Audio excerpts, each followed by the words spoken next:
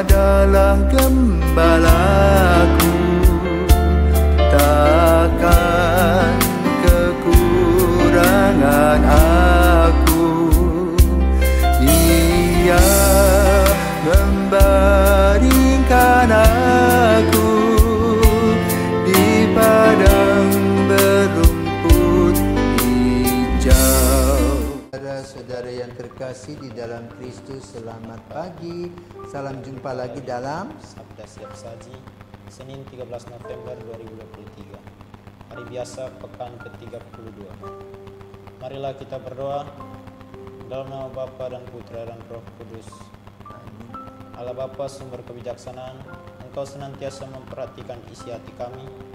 Tuntunlah hati dan lidah kami dengan Roh-Mu, agar kami pun turut menghadirkan kasih bagi semua orang di sekitar kami. Dengan pengantaran Yesus Kristus Putra-Mu Tuhan kami, yang bersama dengan Dikau dalam persatuan Roh Kudus, hidup dan berkuasa Allah sepanjang segala masa. Amin. Tuhan bersamamu dan bersama rohmu. Inilah Injil Yesus Kristus menurut Lukas. Dimuliakanlah Tuhan. Yesus berkata kepada murid-muridnya, tak mungkin tidak akan ada penyesatan, tetapi celakalah orang yang menyebabkannya. Lebih baik baginya jika sebuah batu kilangan diikatkan pada lehernya, lalu ia dilemparkan ke dalam laut, daripada ia menyesatkan salah seorang yang lemah ini. Jagalah dirimu, jika saudaramu berbuat dosa, tegurlah dia, dan jika ia menyesal, ampunilah dia. Bahkan jika ia berbuat dosa terhadapmu 7 kali sehari dan 7 kali ia kembali kepadamu dan berkata, aku menyesal, engkau harus mengampuni dia. Lalu para rasul berkata kepada Tuhan, tambahkanlah iman kami. Tetapi Tuhan menjawab, jika kalian memiliki iman sebesar biji sesawi, kalian dapat berkata kepada pohon ara ini, tercabutlah engkau dan tertanamlah di dalam laut, maka pohon itu akan menurut perintahmu. Demikianlah sabda Tuhan. Terpujilah Kristus. Selamat pagi Romo. Selamat pagi Manise. Di dalam Injil hari ini, maksud dari jika kalian memiliki iman yang besar seperti biji sesawi, kalian dapat berkata seperti pohon ara, tercabutlah engkau dan tertanamlah dalam laut. Arti dari perkataan ini apa? Selamat pagi para kristawan dan Manise. Hari ini kita diajak untuk merenungkan iman kita. Iman itu sama seperti kepercayaan. Ya. Ketika seseorang jatuh cinta,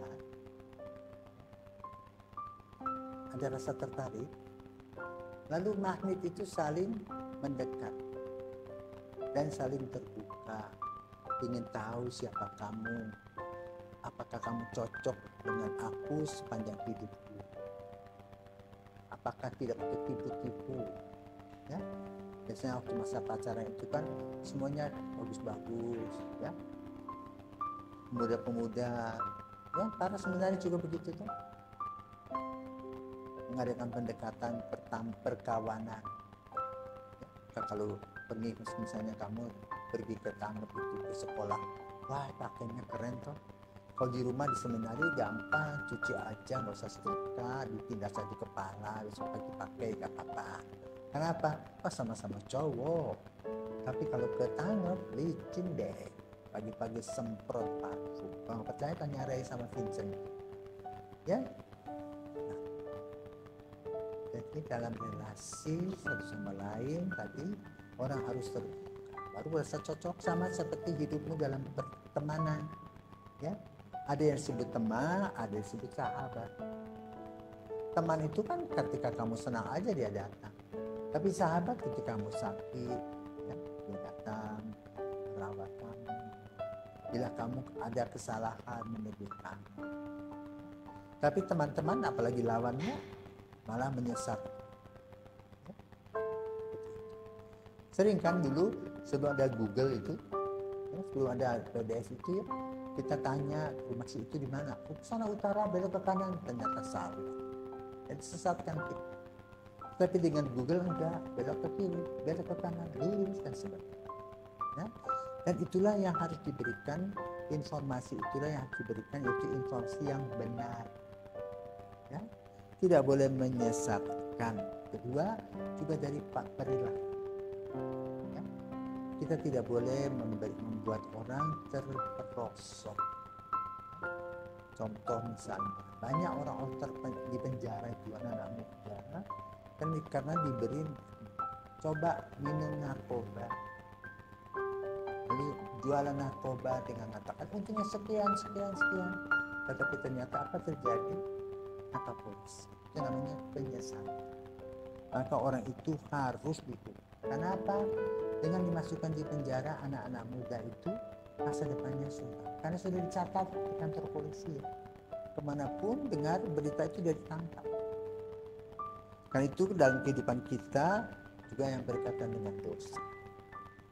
Kita tidak boleh membawa orang kepada dosa hanya untuk kesenangan kita.